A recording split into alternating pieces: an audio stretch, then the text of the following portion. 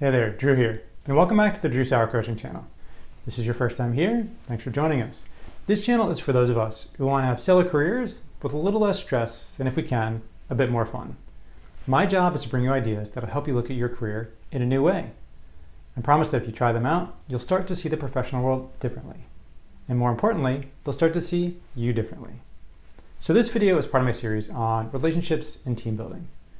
Because whatever we're trying to do in our career, we're going to need help. And so the question we're trying to answer here is, can I gather the right resources?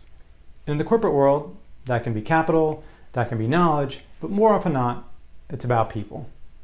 And so today I want to talk about a technique you can use to improve your networking and relationship building. And it's called the relationship chain. And to start with, let's talk about how most people do, or maybe do not do networking, right? So the majority of people don't do any proactive networking, right? They sort of work with the people they work with. If they meet new people, there you go, but they don't do any actual outreach. So that's kind of level one. You don't do it, right? Most people know it's important, and particularly if you're trying to grow your career, if you want to get to that next level, it becomes an important component of it. So you need to know how to do it. The second level is you do the reach out, right? So you contact people and you say, hey, can I get 15, 20 minutes of your time? I'd love to learn more about what you do, this topic, etc. And you have a good conversation, you get a new contact, and then you say, thank you very much, appreciate the time, we'll catch up later. And that, again, is a very normal way to do networking. And it is effective, as in you get new contacts. But I want to give you today is sort of the next level. And that's why it's called a relationship chain, is because what I want you to think about is every networking opportunity you get, how can you chain that, meaning create a link and get a next interview, a next contact that you can continue to build off of. So how does this actually work? The best way to think about it is simply, by the end of the conversation, you want a next link in your chain. And so if you've never done this, again, just to go back to basics, right? You can do this on LinkedIn. Let's say you want to be a CIO, a CTO, Chief Information Security Officer, SVP of risk management, whatever it is. You want to go find people in those roles, and you go on LinkedIn and you just reach out and say, hey, can I get 15 minutes of your time? I saw you did X, Y, and Z. I'd love to learn more about the risk management space. You can tell them a little about yourself, and more often than not, people will say yes. Right? So again, if you've never tried that basic step of just reach out to new people that you don't even know and say, hey, I'd love to get some 15 minutes of your time to learn more about this thing that you appear to be an expert on because I'm interested in that. People will say yes. Okay, so that's level one. Level two is, okay, now that you've kind of got that interview, make sure at the end of it, you get another contact. And the simplest way to do that is ask a question, right? And so you say, let's pick risk management, right? You're trying to learn more about the risk management world, and you talk to a senior VP of risk management, and they give you a lot of good information. You say things like, thank you so much, this was really helpful. Is there anybody else you would suggest I talk to learn more about the latest issues in the risk management space, right? And you say very blatantly, is there anybody else I should talk to? You can also say, who else should I talk to? And that's just a slightly more powerful version of the phrase, because it basically implies that there is somebody else you should talk to. Who else would you recommend I talk to learn more about this space? And they'll probably give you a couple names. And that's where the chain starts. Because suddenly, let's say you talk to Susie, and Susie's the head of risk management for a large firm, and she says, oh, you should go talk to John. Well, now it's a chain because you reach out to John, and instead of sort of the cold, hey, John, I see you're a risk management expert, I'd love to chat, you say, hey, John, I'm doing some research into the latest issues around risk management. Susie from firm X suggested I reach out to you.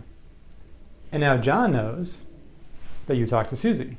Now, how you got into Susie in the first place, he doesn't know, but he knows you're, sort of a colleague or a network contact of hers. And so now you go into that conversation with an even stronger position, right?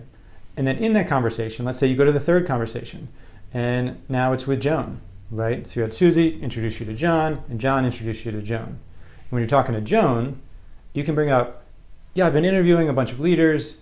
Sally from so-and-so thought this was the biggest issue. John, as you know, I talked to, said this was the biggest issue. What do you think the biggest issue is?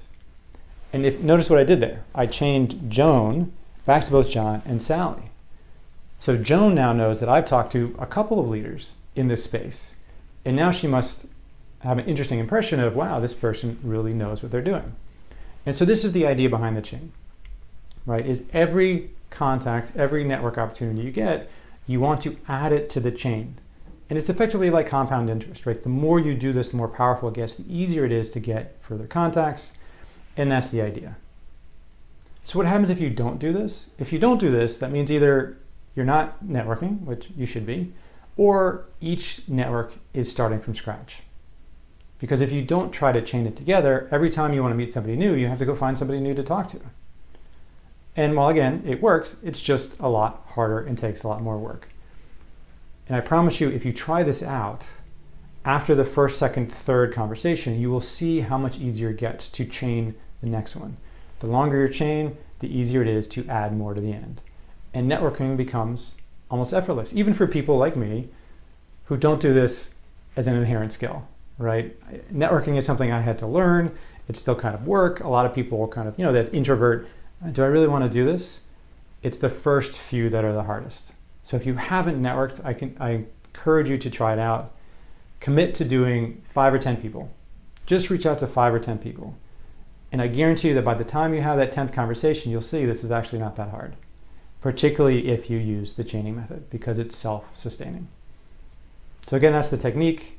Chain your networking conversations, build as big a chain as you can, connect different people to each other just in conversation, right? You don't need to physically connect them, but you just mentioned that you were talking to somebody else. This is what they said. What do you think, right? You're sharing information across your network and you're building that relationship chain. So try it out. Let me know how in the comments, how it went. And as you're trying to build your career, as I've said before, it's a journey. So it helps to have a partner. You can rope in a friend or you can hire a coach.